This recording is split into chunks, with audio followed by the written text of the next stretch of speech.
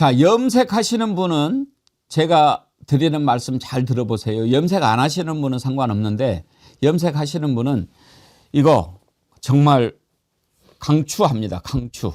제가 써보고 좋아서 정어리몰에 부탁을 했어요.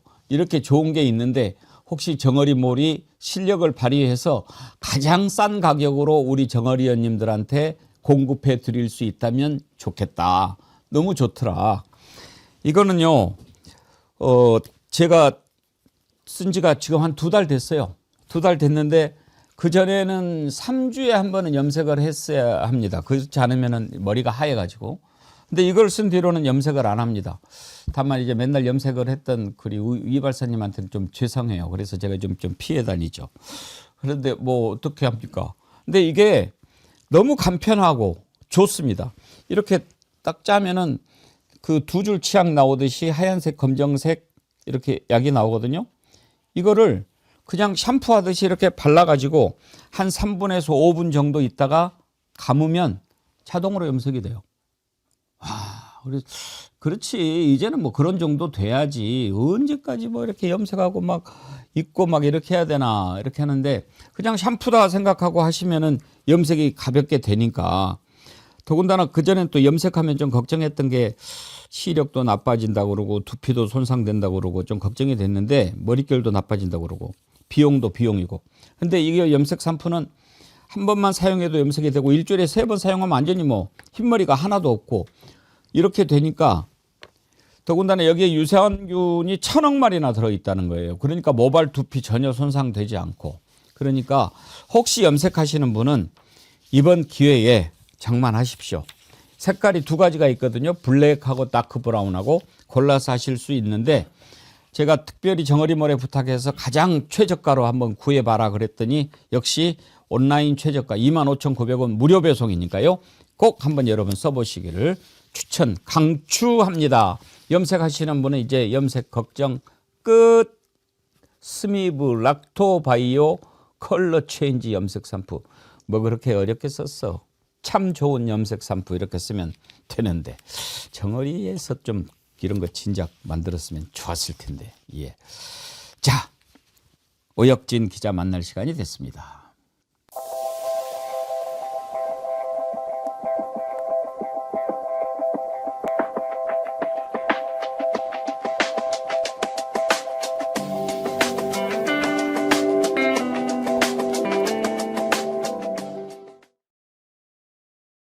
오혁진 기자님 어서 오세요. 반갑습니다. 안녕하세요. 오늘은 노상훈 얘기 좀 많이 합시다. 네. 지난번에 지기현이가 재판에서 노상훈 수첩을 인정을 안 했잖아요. 네네네. 그거 보시는 순간 기분이 어떠셨어요? 일단 저도 그 유튜브 생방을 보고 나서 판결문 입수해가지고 1180 몇 페이지였잖아요. 다 봤는데 그 인물들을 블라인드 처리하고 읽어보면 그냥 거의 뭐 법리가 무죄더라고요. 그렇죠. 네, 네. 네. 그래서 노상훈 수첩 전 솔직히 노상훈 수첩이 빠지고 롯데리아 회동에서 언급됐던 내용들까지 이제 사실상 진술이나 증거가 인정이 사실상 불발됐다 보니까 왜 노상훈이 징역 18년이 나왔지? 좀 이해가 안 됐어요, 사실. 그래서 이게 판사가 직권으로 이 수첩에 대해서 그 조사를 할 수가 있거든요. 이 수첩의 내용을 알거나 또는 이 수첩에 대해서 노상훈이 맨 처음에는 김용현에게 들은 얘기를 받아 적었다. 라고 했는데 그럼 김용현을 불러가지고 이 수첩의 내용에 대해서 자세히 아는지 또는 이 수첩의 작성을 할 때 언제 김용현과 회의가 이루어졌는지를 지기현이 좀 조사를 했어야 되는데 한 번도 안 했어요. 네, 그리고 제가 그래도 노상원이 증인으로 나왔던 이제 중앙지법 그 재판은 유튜브로 다 챙겨 봤었거든요. 한 번도 언급 안 했습니다. 네. 왜 그랬을까요? 사실상 봐주려고 했던 게 아닐까요? 그렇게 볼 수밖에 없습니다. 네. 그러니까 노상훈을 봐주려고 하는 것보다는 노상훈의 수첩을 인정하는 순간 여러 가지 문제가 생길까 봐 그런 것 아니었겠어요? 그런 점에서 노상훈 수첩이 중요한데 노상훈 수첩의 존재는 맨 처음에 어떻게 알려졌나요? 노상원 수첩 같은 경우에는 맨 처음에 이제 경찰 특별수사단에서 그 노상원 자택을 압수수색하면서 확보가 된 거고요. 예. 근데 이제 노상원 자택에 뭐 우리와 이제 그 정보사 요원들 이제 우리라고 표현을 하면 우리와 회의를 했을 때 관련된 내용을 적은 문건이나 수첩이 있을 것이다라는 정보사 요원들의 진술을 받으면서 예. 그 수첩 내용을 경찰이 먼저 파악을 했던 걸로 알고 있습니다. 그리고 이제 경찰이 수사를 마치고 검찰 특수본에다가 사건을 송치를 했을 때는 맨 처음에 검찰은 이 노상원 수첩에 대해서 신빙성이 낮다라고 판단해서 수첩을 증거로 받아들이지를 않았어요. 그래서 이제 경찰 측에서는 화가 났겠죠. 그래서 이제 그 다른 언론사 기자분들이 열심히 취재를 하셔가지고 수첩이 이제 언론을 통해 공개가 됐던 거고, 그 이후에 내란 특검에서도 좀 긴밀하게 좀 봤어야 되는데 그 들여다볼 수 있는 수사할 수 있는 시간이 좀 많이 부족했던 것으로 저는 알고 있습니다. 아마 노상원에 대해서는 대한민국에서 오혁진 기자님보다 더 많이 아는 사람은 없을 거다 이렇게 생각을 하는데 어떻습니까? 지금 이제 노상원 수첩에 대해서도 쭉 보셨지 않습니까? 네네. 다른 것 다 떠나서 이거 하나만 가지고도 노상원의 수첩은 증거로 인정이 돼야 된다라고 한다면 어떤 겁니까? 일단 노상원 수첩에 적혀 있는 내용 자체가 그 내용을 실행할 수 있는 부대가 한국의 정보사밖에 없어요. 네, HID 부대밖에 없고 예. 그 내용을 알 수 있는 사람이 노상원밖에 없습니다. 근데 제가 좀 이해가 안 됐던 거는 그 노상원이 맨 처음에 경찰 진술 조사를 받을 때 변호인을 선임하지 않는 상태였거든요. 그때는 맨 처음 제가 진술 조사를 그 피의자 신문 조사를 확인해 보면 김용현에게 이제 들은 얘기를 적었다라고 했는데 변호인을 선임하고 나서는 말이 바뀝니다. 그게 자기 망상대로 썼다. 뭐 12.3 내란 이후에 이렇게 했으면 어땠을까라는 거를 상상해서 쓴 거다. 근데 노상원의 수첩 내용을 봐보면요, 김용현에게 들은 내용을 적었다고 본인이 진술했잖아요. 전혀 사실이 아닙니다. 왜냐하면 김용현 머리에서 그런 내용들이 나올 수가 없어요. 아, 네. 그러니까 오히려 노상원이 김용현한테 알려줬으면 몰라도. 보고용입니다. 네. 그러니까 이 말은즉슨 노상원이 정보사령관으로 이제 그 이후에 육군 정보학교장을 했거든요. 예. 그 이후에 이제 전역을 한 이후에 꾸준히 정보사 또는 뭐 자기 육사 선배들하고 소통하는 그런 연결고리에 해당되는 인물들은 여러 있었을 겁니다. 그래서 제가 추정하기로는 정보사 오비 또는 이제 육사 동기들, 그런 오비들과 회의를 거치면서 내가 장관님 또는 윤석열 전 대통령에게 보고를 해야 되는데, 우리가 뭐 내란을 준비하기 위해서는 이런 내용으로 보고하는 게 어떻겠냐라는 그런 옆에 조력자들이 분명히 있었을 거라고 저는 생각을 합니다. 그러면 영현백, 수중폭파 막 이런 것들이 적혀 있잖아요. 네네. 그건 자기 머릿속에서 그냥 나온 게 아니고 누군가가 회의를 해서 같이 한 사람이 있었을 거라는 말씀입니까? 네, 맞습니다. 네. 그러면 그런 사람들 존재도 좀 나와야 되지 않겠습니까? 일단은 그 제가 취재를 했을 때는 롯데리아 회동을 했을 때는 그 수첩을 들고 다녔고, 김용현이 이제 경호처장 시절일 때부터 한남동 공간을 이제 노상원이 왔다 갔다 했잖아요. 그럴 때도 수첩을 들고 다녔습니다. 예. 그건 일단 확인이 된 내용인데, 제가 앞서 말씀드렸다시피 이 수첩의 내용이 보고용이라고 한다면 과연 이제 노상원에게 뭐 법적 또는 또 정책적으로 내란에 해당하는 그런 어떤 작전이나 임무를 준비를 했을 때 조력했던 사람들은 정보사 출신이 아니고서는 그 컨택했던 사람들이 거의 없을 것으로 보입니다. 노상원 수첩 중에서 가장 경악할 만한 부분은 어떤 걸 꼽습니까? 일단 제가 저는 주요 단어를 세 가지로 뽑았는데요. 예. 일단은 체포, 그다음에 수거, 사살, 이 세 단어가 있지 않습니까? 근데 이게 이 순서가 있어요. 맨 처음, 그러니까 예를 들어서 사람 한 명을 체포를 하면 A라는 사람을 체포를 먼저 하고 그 이후에 사살을 하고, 그러니까 진술을 안 한다. 그럼 사살을 하고 그 이후에 그 시신을 수거한다는 이 명칭이라고 하더라고요.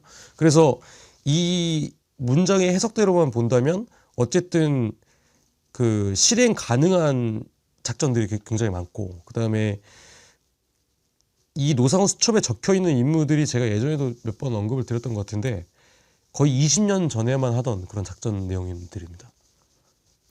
그러니까 저는 그렇게 보는 거예요. 아까 그 이름을 가려놓고 보면 이거 무죄다 이렇게 네네네. 생각이 든다고 그러셨는데, 이미 노상원이를 통해서 이런 식의 치밀한 계획을 세워놓고 김용현한테 보고하고 김용현이 모든 준비는 끝났습니다. 이제 선포하면 됩니다 해서 윤석열이가 네. 비상계엄을 선포를 했다고 보는데, 이 존재를 인정을 하면 직위원은 이게 진작부터 준비된 내란이 아니고 네. 12월 1일 날 우발적으로 안 되겠네 해가지고 계엄을 선포한 것처럼 그렇게 판결을 했지 않습니까? 네네. 그것과 안 맞기 때문에 노상훈 수첩을 인정을 안 한 거죠. 그렇기도 한데요. 사실상 제가 봤을 때는 노상훈 수첩을 인정하는 순간 사형을 선고할 수밖에 없기 때문에 그랬던 것 같아요. 그러니까 이게 그 직위원의 그 판결문, 윤석열 그 판결문을 봐보면 논리 자체가 무죄에 초점이 맞춰져 있거든요. 근데 노상훈의 수첩을 증거로 인정하는 순간 판결문을 다시 써야 됩니다. 그러니까 내란 특검에서 어쨌든 수사의 목적성을 달성하려고 했던 게 그 국헌문란 그리고 철저하게 계획되고 조직된 이 내란이었다. 경고성으로 갑자기 우발적으로 한 게 아니다라는 게 내란 특검의 이제 법리적 그 수사 논리였는데 어쨌든 그런 전체적인 부분을 재판부에서 인정을 안 했잖아요. 근데 이 수첩을 인정하는 순간 판결문을 다시 새로 써야 됐고, 그렇죠. 네, 애초에 직위원은 어떤 뭐랄까 국민적 압력 이런 거에 국민적 분노 이런 거에 조금 그게 두려웠지 않았나. 그래서 어쩔 수 없이 그냥 무기징역을 선고한 것 같다. 사실 노상훈의 수첩이 자체가 인정되는 순간 얼마나 윤석열 일당이 치밀하게 계엄을 준비하고 내란을 모의했는지 밝혀주는 결정적인 거 아니겠습니까? 네, 네. 그런 점에서 이거를 인정하지 않는다. 황금박쥐 님이요. 노상훈 수첩이 얼마나 중요했으면 자기 집에 안 두고 어머니 집에 갖다 놓았다고 하는데 직위원은 얼마나 하찮으면 아무데나 그렇게 보관할 수 있겠느냐며 무죄로 처리함. 아, 그랬습니까? 네, 맞습니다. 예, 허술하게 보관해서 이 중요하지. 증거로서의 네네 증거로서의 가치, 증거로서의 조금 신빙성이 떨어진다라고 해서 증거 채택을 하지 않았죠. 그러면은 직위원 말대로 하면은 김건희가 그 그라프 목걸이를 저기 누구 저 장모 집에 오빠 장모 집에다 갖다 놓은 것은 중요하지 않아서 그랬다고 보는 거네. 그 논리와 일맥상통하다고 보시는 게 맞습니다. 네. 그래서 근데 되게 웃긴 게요. 그 정보사는 해외 임무를 수행하다 보니까 언제 어디서 제3국이나 타국의 블랙 또는 수사당국에서 우리를 체포하거나 검거할 줄도 모른다는 그런 것들을 항상 준비하는 사람들이거든요. 근데 아무리 노상원이 820 휴민트 출신이 아니라고 하더라도 정보사령관의 역임이 있기 때문에 어느 정도 수사에 대한 준비 이런 거는 생각을 갖고 있는 사람이거든요. 그래서 제가 그 직위원이 그 증거 능력을 인정하지 않고 나서 이게 정보사분들한테 한번 여쭤봤어요. 이게 재판부에서는 노상원 수첩이 자택에서 허술하게 보관했다. 그리고 노상원의 주장을 그냥 그대로 인용해버린 거거든요. 저 그냥 아무것도 아니다. 근데 어쨌든 수사 과정에서 압수수색을 하면서 발견된 거기 때문에 수사기관의 입장에서는 이걸 증거물로 당연히 갖고 있었어야 되는 그렇죠. 거고. 근데 그러면 정보사 사람들은 어떤 본인이 중요하게 작성한 거에 대해서 중요한 곳에 보관 안 하냐라고 물어봤을 때 중요한 곳에 보관하면 더 의심되지 않냐. 그냥 툭 던져놔야 오히려 그렇죠. 별거 아닌 것처럼 네, 맞습니다. 생각할 수 있는 거죠. 네. 원래 또 그런 짓들을 많이 하는 자들 아닙니까? 네, 맞습니다. 네. 그게 사실상 공작 기법 또는 공작에 대한 수행 업무 과정에서 그런 매뉴얼 같은 그런 걸 항상 숙지한다고 하더라고요. 그러면 특검이 노상훈 수첩이 중요한 증거가 될 거라고 생각했으면 네. 직위원이 이런 것에 대해서 꼼짝하지 못하도록 좀 관련된 내용들을 파악을 철저히 하고 이건 이러이러이러로 이 수첩에 적힌 내용이 사실로 인정된다 하는 것을 밝혀냈어야 될 거 아닙니까? 사실 이게 특검에서 맨 처음 수사를 했을 때부터 노상훈 수첩을 보고 공부를 굉장히 많이 했어요. 그러니까 이게 노상훈 수첩에 적혀 있는 내용이 사실상 일반 수사기관에서 접근하기 어려운 그리고 접근해도 보기에는 이게 굉장히 좀 이해하기 좀 어려운 것들이잖아요. 왜냐하면 영화나 드라마에서만 나올 법한 그런 단어와 문장들이 많다 보니까 그리고 민간인이 군 조직의 그런 새로운 조직을 만들어서 임무를 수행한다? 이건 군 조직체 군 지휘체계상 있을 수가 없는 일이거든요. 그러면 어떤 이 수첩에 적혀 있는 내용 중에서 어떤 것들이 공작 기법이고 어떤 것들이 휴민트들이 수행할 수 있는 임무인지 특검 입장에서 공부를 해야 됩니다. 근데 이 공부라는 시간이 제가 알기로는 두 달 반에서 3달 정도 걸렸거든요. 그리고 정보사 현직 그 요원분들이 말하기 굉장히 어려워했어요. 왜냐하면 제가 이제 계속 언급해서 말씀드렸지만 현직들이 어떠한 임무에 대해서 얘기를 하는 순간 그게 이제 자기가 알고 있는 군사 기밀을 얘기하는 걸 수도 있잖아요.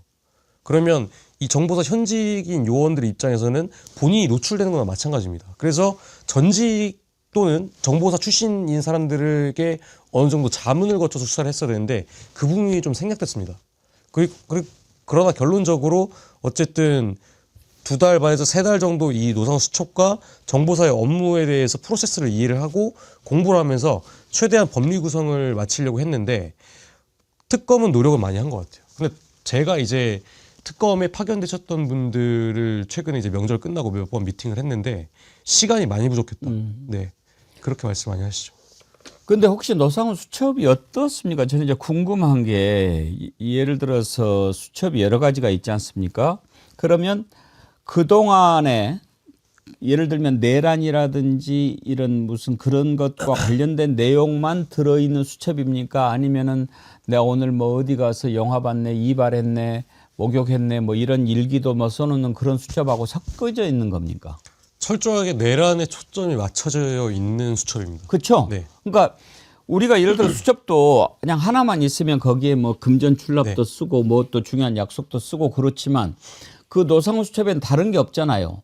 이제 내란을 위해서 군 인사를 어떻게 되고 그렇죠. 내란을 위해서는 누가 동원이 돼야 되며 그리고 어느 조직에 누구누구가 제일 공작과 체포 임무를 잘할 것 같다. 그래서 이런 인물들의 이름을 적고 그다음에 여러 정치인들의 이름도 적혀 있기 때문에 그러니까 제가 왜 그거를 눈여겨 보냐면 이른바 이제 내란 수첩 아닙니까? 네네.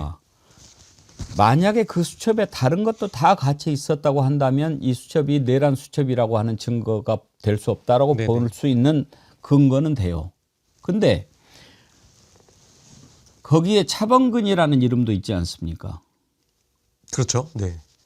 그래서 이제 법정에서 물어봤어요. 왜 차범근 이름이 들어가 있느냐? 손흥민 축구 보다가 차범근이 생각나서 차범근을 적었다. 네. 일단 이게 아무거나 적어 놓는 뭐 그런 뭐 잡기장이라고 한다면 그 말이 네. 받아들여질 수 있지만 네네. 내란 관련된 것만 적어 놨는데 손흥민 얘기 생각 보다가 차범근 적었다라는 것은 논리적으로 말이 안 되지 않습니까? 네. 그러면 그런 걸 배척을 해야 될 게 재판부 역할인데 네. 그런 것을 그냥 무시하고 그런가 보다라고 해줬다는 거 아닙니까? 네, 맞습니다. 예. 그래서 이 수첩이 내란으로 정확하게 한정이 되어 있는 수첩이냐 이것저것 다 들어있는 수첩이냐가 중요한 거죠. 네. 그래서 내란에 한정돼 있는 수첩입니다. 그렇게 볼 수밖에 없습니다. 몇 페이지나 돼요? 71페이지입니다. 71페이지. 크기는 손바닥만 하고요. 예. 지금 그 핸드폰만 합니까? 예. 한 핸드폰 크기고 이제 그 뒤로 넘기는 예. 수첩입니다. 가운데 스프링이 있고 네네네. 71페이지 중에 몇 페이지를 썼습니까? 전체 쓴 게 71페이지입니까? 네, 맞습니다. 네. 그러면 더 돼 있는 수첩이기도 하고. 네, 맞습니다. 근데 막 이렇게 막 갈겨 썼더라고요. 글씨가 되게 좀 휘갈겨 쓰는 예. 형태고요. 사실상 그게 본인만 알아볼 수 있는 글씨체라고 보시면 됩니다. 일부러 그렇게 썼을 예, 수 있다. 맞습니다. 다른 사람은 봐도 무슨 말인지 모르고 또 다른 사람이 봤을 때 다르게 둘러댈 수 있는 그런 글씨. 그렇기 때문에 이제 노상원이 본인한테 유리하게만 증인을 추측했을 때 그런 식으로 증언을 했을 가능성이 높죠. 혹시 아직까지 우리 국민들이 잘 모르고 있는 또 지나치는 그런 내용들 수첩에 있는 거 뭐가 있습니까? 일단 수첩에 있는 내용들은 다 언론을 통해서 나왔고요. 근데 이제 제가 듣기로는 노상원이 경호처장, 그러니까 김영현이 경호처장일 때부터 그 용산을 왔다 갔다 했다고 했으니 노상원이 김용현에게 만약에 보고하려고 한 형태의 수첩이었다면 그 수첩 외에도 다른 여러 가지 증거들이 있지 않았을까라고 하는 추정을 하는데 정보사 안에 계신 분들은 그 수첩 외에도 다른 형태의 그런 문건들이 나와 있으려면 지금 이제 차기 종합특검에서 좀 강도 높은 수색이 이루어져야 된다 그렇게 말씀을 하시고요. 그리고 수첩이 그 정도까지 적혀 있었기 때문에 정보사 안에도 관련된 문건들이 있을 가능성이 높다고 합니다. 노상원이 그렇게 해가지고 징역 18년 선고받았지 않습니까? 사실 그동안 개업 그 개입 정도로 보면 무기징역 이상이 선고돼야 될 자 아니겠습니까? 최소 30년 나올 줄 알았습니다. 그러니까요. 저는 적어도 김용현, 노상원, 윤석열 이 자들은 사형이 마땅하다고 생각했는데 네. 무기징역도 아니고 18년 나오는 거 보면서 이건 단순히 노상원 봐주기가 아니다. 윤석열로 가는 것을 어떻게 해서든지 자르기 위한 것이다. 그렇게 볼 봤죠. 수밖에 없죠. 네. 그러면 이 2차 특검이 노상원 관련된 것을 밝히는 게 아주 중요하지 않겠습니까? 네네. 2차 특검은 어떤 부분을 집중적으로 봐야 된다고 생각하십니까? 일단 그 25일에 현판식을 아니 어제 현판식을 예. 하고 지금 이제 특검보만 구성이 된 예. 상태거든요. 그리고 이제 지금 국방부의 내란전담 수사본부, 뭐 군경 TF, 그다음에 각 과거의 3특검들이 갖고 있던 수사 기록을 달라라고 수사 기록을 송부해달라고 요청해 놓은 상태고 앞으로 이제 수사관과 검사들이 누가 오는지가 좀 중요할 것 같습니다. 그래서 어제까지 제가 체크하기로는 노사원 수첩에 대한 수사를 일단은 되게 강도 높게 들여다보려고 한다. 그런 의지가 굉장히 강한 걸로 저는 알고 있고요. 예. 정보사 압수수색은 기본이고 그리고 과거 특검들의 수사 기록을 살펴보면서 부족했던 것들이 무엇인지는 일단 법리 검토를 한 달 정도는 하지 않을까 그렇게 좀 예상을 하고 있습니다. 부산이대님이 노상원이 몇 살이냐고 물어보시는데 62년생이죠? 예, 제가 알기로는 그렇습니다. 예, 62년생. 우리 나이로 그럼 만 64살인 거죠. 김용현이가 58년생. 예, 맞습니다. 윤석열이가 59년생. 일단 김용현 육사 후배죠. 예, 그렇습니다. 노상원 이자가 수석 입학했다고 그러더라고요. 예, 들어갈 때는 수석 입학했는데 나올 때는 뒤에서 왔다 갔다 했던 거. 아, 그래요? 네.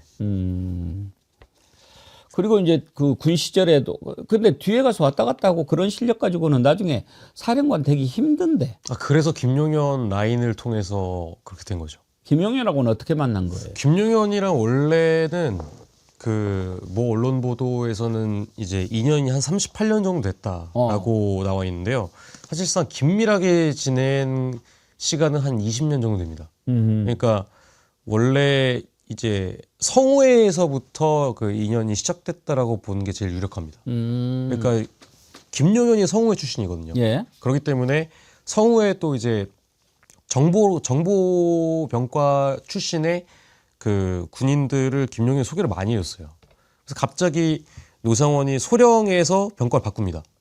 그 이후에 이제 사람이 좀 이상해졌다 이렇게 좀 많은 사람들이 좀 평가를 하거든요. 예. 그 이후에 김용현이 박흥렬 전 육군참모총장의 비서실장일 때 그 노상원이 대북 첩보를 갖다 바치면서 그때부터 좀 인연이 되게 좀 깊어진 것으로 저는 알고 있습니다. 또 노상원이하고 김건희 엄마 최은순의 내연남으로 알려진 김충식하고 관계도 좀 있는 것으로 이렇게 알려지지 않았어요? 네, 그거는 팩트입니다. 팩트. 네네네. 어디까지가 팩트입니까? 그러니까 제가 안 그래도 그 이후에 조금 더 취재를 했을 때는 네. 노상원은 김충식 씨에 대해서 굉장히 내 동아줄이다. 저 사람하고 굉장히 친해지면 잘 될 수 있겠다라고 생각을 했던 것 같아요. 근데 김충식이라는 인물 입장에서는 노상원에 대해서 애초에 김충식은 여러 군 뭐 전직 인사 뭐 예비역들에게 후원 같은 거 굉장히 많이 했거든요. 그러면 후원을 하는 한 사람일 뿐이었던 거죠. 그래서 노상원 입장에서는 되게 좀 깊게 생각하고 저 사람에게 좀 아부를 잘하고 자주 연락하거나 자주 만나려고 하면 자기에게 출세에도 굉장히 좀 나름대로 꽃길이겠다라고 예. 생각을 했겠지만 그게 사실상 그렇게 큰 영향을 발휘한 것 같지는 않습니다. 천리대인가? 예, 천리대 맞습니다. 델리 대학교. 예, 델리 대학교 맞습니다. 예. 네. 거기에서 그럼 만난 건가요? 그 전에 알고 지냈습니다. 네. 어떻게? 2000년대 초반에 제가 알기로는 성우회 쪽 사람들이 연결해 준 걸로 그것도 저는 알고 역시. 있고요. 네, 맞습니다. 이번 그 특검 조사에서 김충식 부분은 별로 드러나지가 않았죠? 지금 앞으로 어떤 거를 중점적으로 그 수사하겠다라는 것도 아직 방침이 정해지지 않았고요. 종합특검이 일단은 17가지 의혹을 포함해서 이 의혹을 수사하는 과정에서 인지된 사건들도 수사를 하는데 거기까지 수사를 할 수 있을지는 잘 모르겠습니다.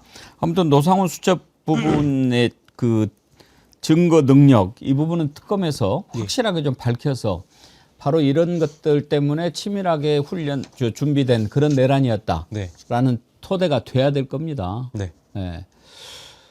군 관련해서 사실 좀 아쉬웠던 것이 지금에야 드론 사령관도 파면시키고 뭐 이렇게 저렇게 하고 있습니다만은 초반에 군 관련된 것들을 제대로 정리를 못 해가지고 밝혀내지 못한 부분들이 꽤 많았잖아요. 네네네. 군을 잘 아시니까 왜 그러니까 안규백 장관이 가기 전이라면 몰라도 네. 갔는데도 그렇게 좀 처리가 늦어졌던 이유는 뭐라고 보십니까? 컨트롤이 안 됩니다. 네, 솔직하게 말씀드리면 컨트롤이 안 됩니다. 왜요? 네, 그러니까 우리나라에서 가장 보수적인 집단이 법조, 그다음에 뭐 언론계. 근데 언론계와 법조보다 더욱 더 보수적인 집단이 군이지 않습니까? 그 예전부터 육사 카르텔부터 시작해서 육사의 카르텔을 어느 정도 허물기에 뭐 학군단, 그 삼사관학교, 그다음에 학사 뭐 이런 식으로 많이 라인이 지금은 구성이 되면서 좀 그 카르텔이 좀 옅어지긴 했지만 그 제가 군 쪽으로 그러니까 대놓고 말씀을 드리면 안규백 장관님이 되게 열심히 하려고 하세요. 그래서 국방부 청사 안에서 근무하는 공무원들은 되게 좋아하세요. 되게 좋아하고 과거보다 그 좀 권위적인 게 많이 내려왔다. 예. 그래서 평가도 되게 긍정적으로 하시거든요. 그리고 되게 거리낌 없이 말 걸고 어떤 정책이나 어떤 제안 이런 거에 대해서 일반 공무원들한테도 어떤 뭐 고민거리 있으면 언제든지 뭐 연락을 하고 뭐 이제 좀 신고나 이런 것들을 좀 많이 했으면 좋겠다. 이런 식으로 되게 긍정적인 변화도 있지만 그러면서도 불구하고 어쨌든 군은 상명하복이라는 이 조직 체계가 유지가 되어야 되거든요. 그렇기 때문에 전문성이랄까요? 또는 그 특정 각 군에서도 특수한 그런 집단이 있지 않습니까? 예를 들어서 뭐 방첩사, 뭐 드론사라던가 정보사는 더 할 수밖에 없고요.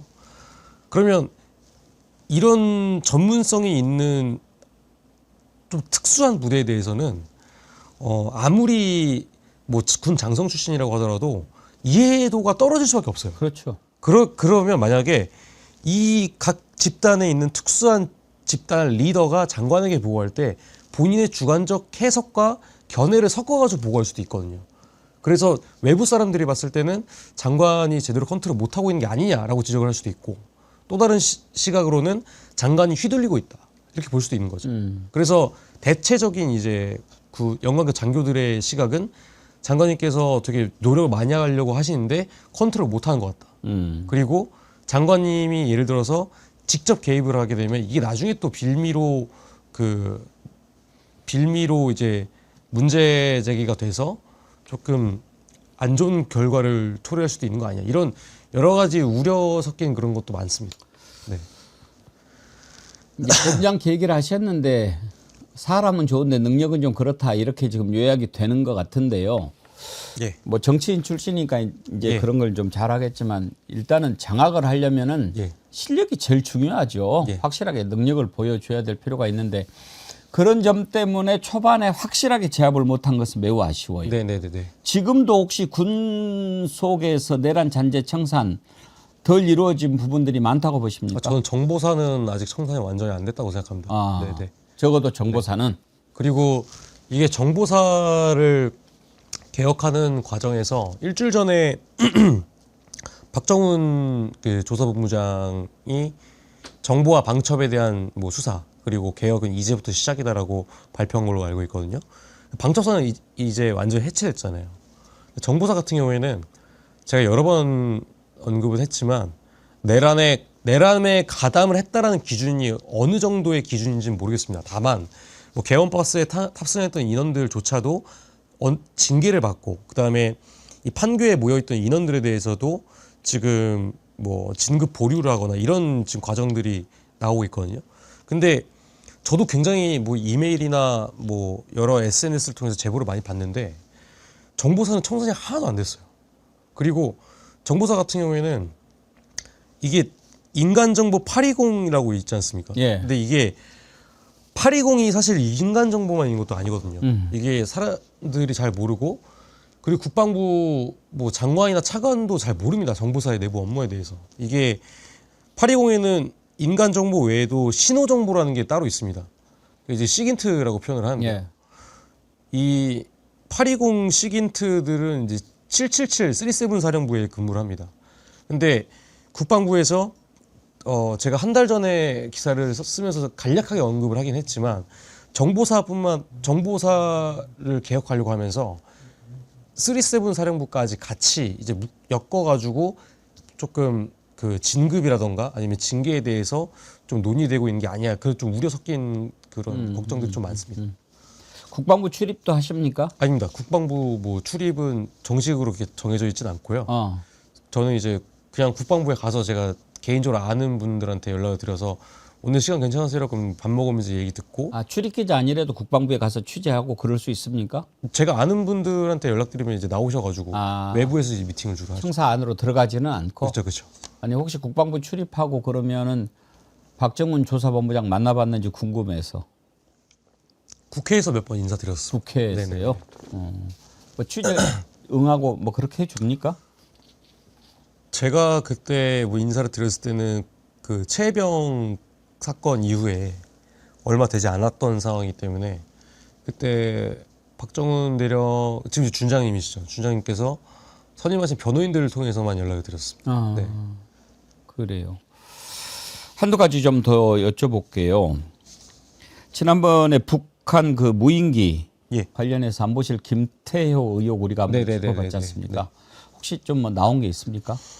군경 TF에서 일단 수사를 굉장히 강도 높게 했습니다. 예. 그 무인기를 날린 오모 씨에 대해서 구속영장 청구도 했고 27일에 이제 그 실질 심사거든요. 근데 지금 제가 조금 한 가지 아쉬운 거는 왜 그 무인기 공작을 총괄하고 기반 조성단의 초대 단장으로 임명됐던 대령에 대해서는 입건이 안 됐고 왜 아직 수사 대상에 오르지 않았는지를 취재를 했는데요. 밑에서부터 수사를 하겠다라고 일단 정했어요. 예.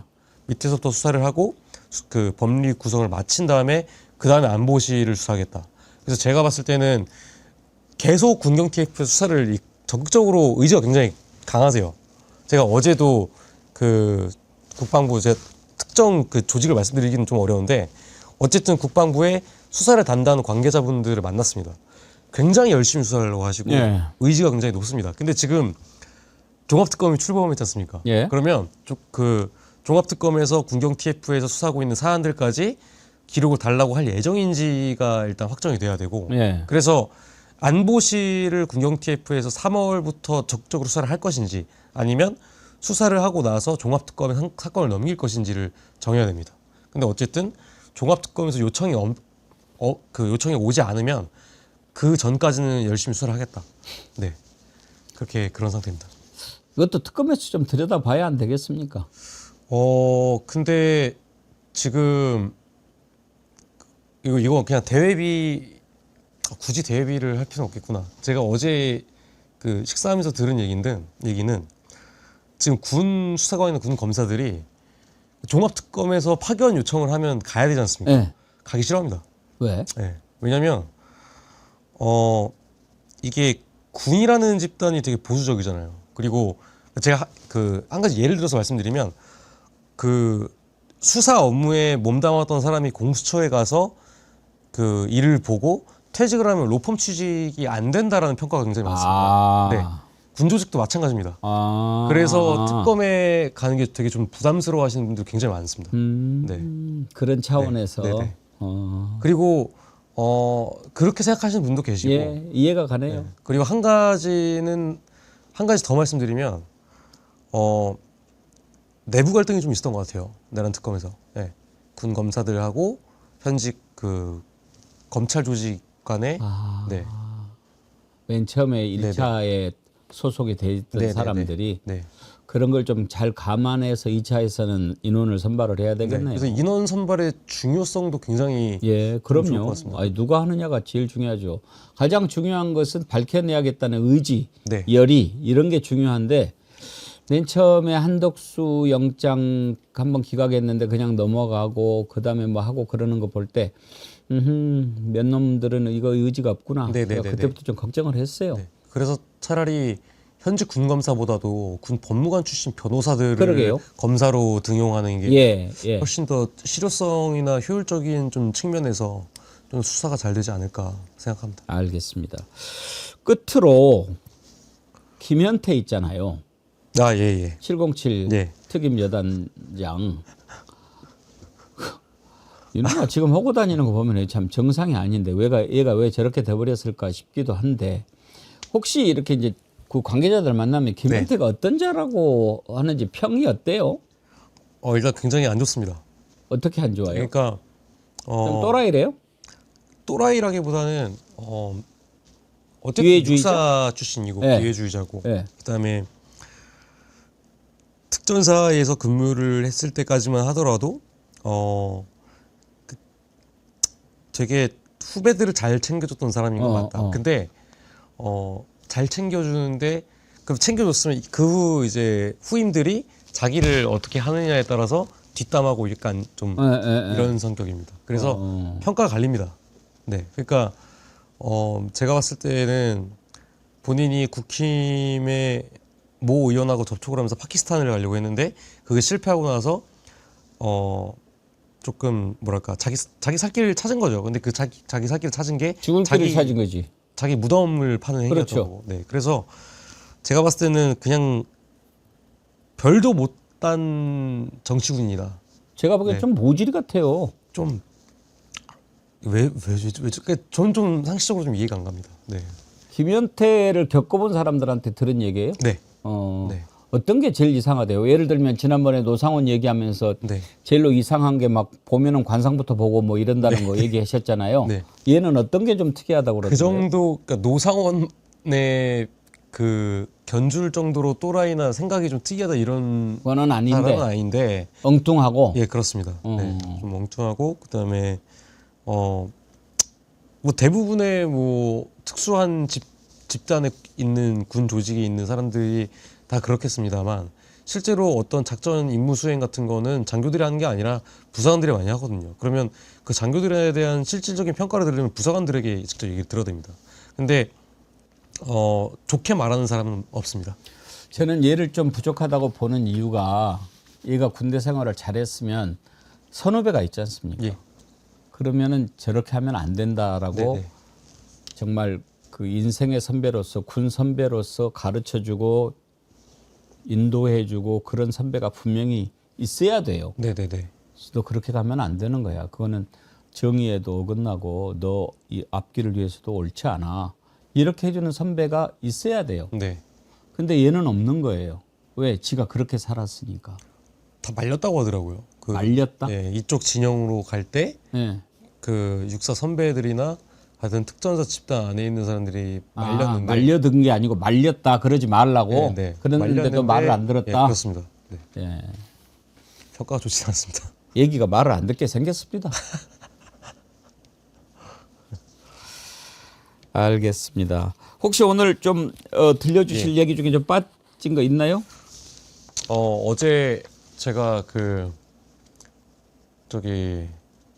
과거 작년 2월이죠. 2025년 2월에 국회 청문회에서 노상원 수첩에 대한 그 신빙성을 굉장히 높이신 분이 계세요. 그 정보사에 이제 현직으으로 계셨던 분 중에서 그 폭사 발언을 하셨던 분이 있지 않습니까?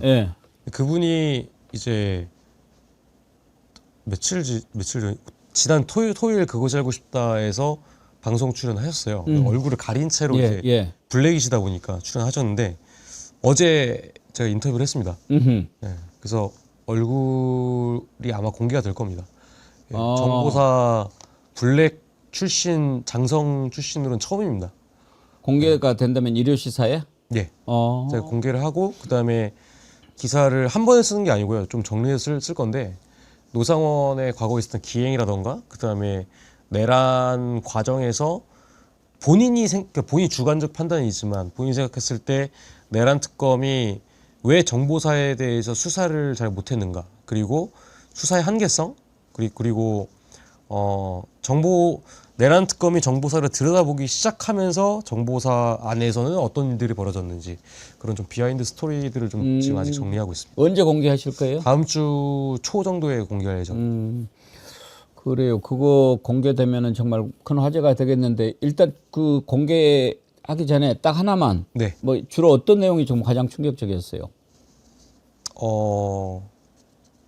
노상원 수첩에 대한 본인의 해석이 또 따로 있으시더라고요. 왜냐하면 어쨌든 이분은 정보사에서만 30년 넘게 근무했습니다. 그래서 그 누구보다 전문성이 뛰어나다고 하실 수밖에 없거든요. 본인이 실제로 공작이나 그런 사업도 많이 하셨고, 근데 그리고 이제 휴민투명단 유출 사건 이후로 지금 조직이 어떻게 되어가고 가고 있는지, 앞으로 군정보기관 개혁이 어떻게 이루어졌으면 좋겠는지, 그리고 본인이 알고 있는 좀 여러 가지 새로운 내용들도 좀 있으시더라고요. 이분이 그때 국회 증언했을 때 HID 폭파 공작 요원들 임무 마치면 어떻게 할까요? 그러니까 조끼 입고 가서 이렇게 리모컨으로 폭파시켜서 죽여버려 이렇게 증언했던 네네, 그분인가요? 맞습니다. 네. 네. 사실 제가 그래서 인터뷰하면서 걱정도 많이 했어요. 약간 농담조로 뭐 저희는 이제 원장님이라고 하거든요. 왜냐하면 그 정보사의 A 여단이라는 것 자체가 회사입니다. 예. 회사로 되어 있어 모모 연구원 또는 모모 상사 이렇게 모모 무역 뭐 이렇게 해가지고. 정보기관들이 그렇게 하죠. 네. 근데 그래서 대표님 아니면 사장님 아니면 회장님 이렇게 다 부릅니다. 그래서 근데 그때까지만 해도 연구원이었기 때문에 그래서 원장님이라고 부르는데 근데 얼굴 공개하시면 저는 그쪽 업무를 잘 모르다 보니까 난파공작원 이런 사람들이 뭐 어떻게 한다거나 이렇게 없으시냐. 그러니까 뭐 오면 뭐 어떠냐.